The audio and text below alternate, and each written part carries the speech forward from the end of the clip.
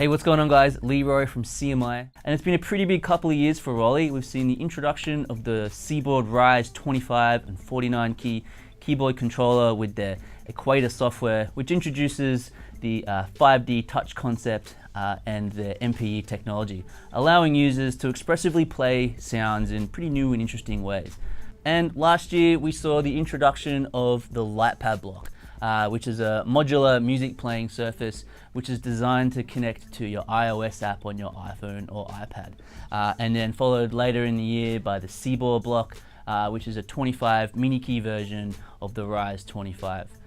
But currently, we're now up to the LightPad block M, which features a micro key keywave contoured surface. It's a little bit softer than the original one that was released, and it makes the playing experience a little bit nicer.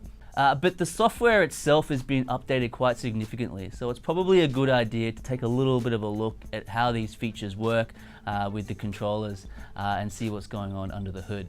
Okay, so we've got the LightPad block M set up here, and this is the Seaboard block, and currently you can see that the LightPad block is flashing, which indicates it's awaiting a Bluetooth connection to the Noise app on my phone over here.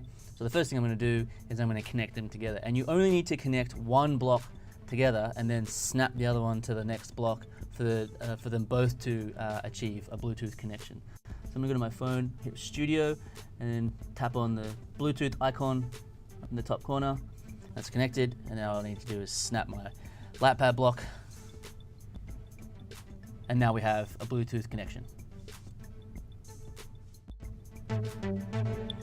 Okay, so now I've got both blocks connected to the Noise app. If I hit my song tab over here, this is where you're able to see where all your clips are loaded per instrument. So the first one is my drums, and that's a little drum loop I've got there, and you can play them all together. Now I'm just going to go ahead and just record in a little loop on this instrument I have here. Hit my record. It'll give me a 2-bar count in.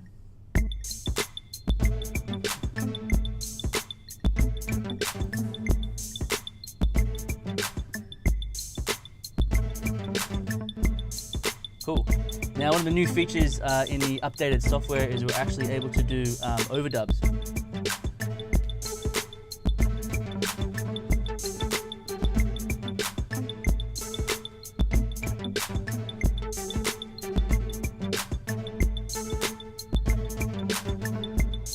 So now you can see we've got that clip loaded in here. Cool, so in the arrangement view, we're also able to now delete clips, and we can also copy clips. So we can copy them over, it's made a copy down here, and we can also click and drag and delete clips now. So that's a new feature in some of the update for this software, which is great.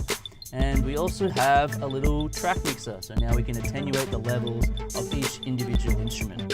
And if we go to the LightPad block here, press the little button that's located at the bottom of the device a few times, it will actually show us the track mixer for that, so we can use this. The bottom icons will allow us to mute the sounds. That's my drum track there. That's my synth. And you can attenuate the volumes there.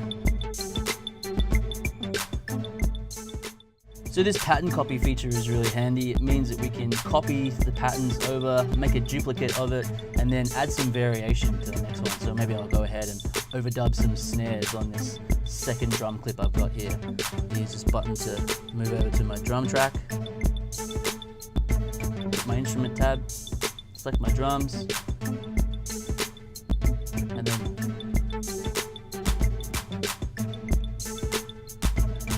now if I don't like that, we also have an inclusion of an undo button, vital in any recording software. Let's just go ahead and do that again.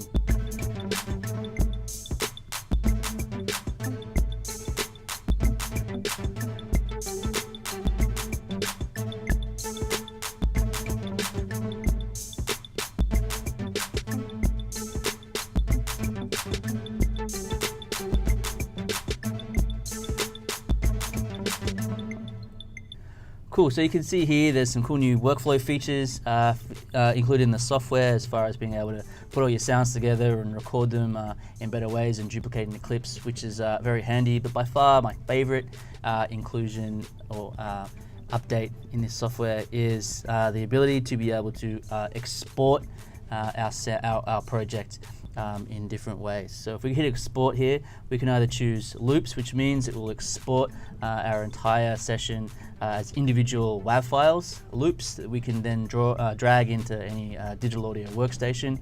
Or given the fact that both of these devices ship with Ableton Live Lite, it might make sense to export it as an Ableton Live set, which means that all of our sounds will be allocated into its own individual clip and individual channel in Ableton. So let's go ahead and do that. I'm just going to hit export, and we're just going to wait for it to render. Usually takes a couple of minutes, depending on how many loops you have. And now once it's completed rendering,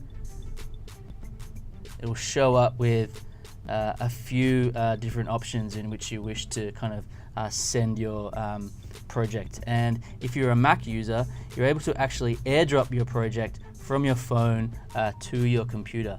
And if you see on my desktop here, it's received that file. I click open, and now we've got this folder which contains all of the information that we need for our project. Now double click this Ableton Live set folder, and right away you can see each of our sounds and clips have been loaded into its own channel.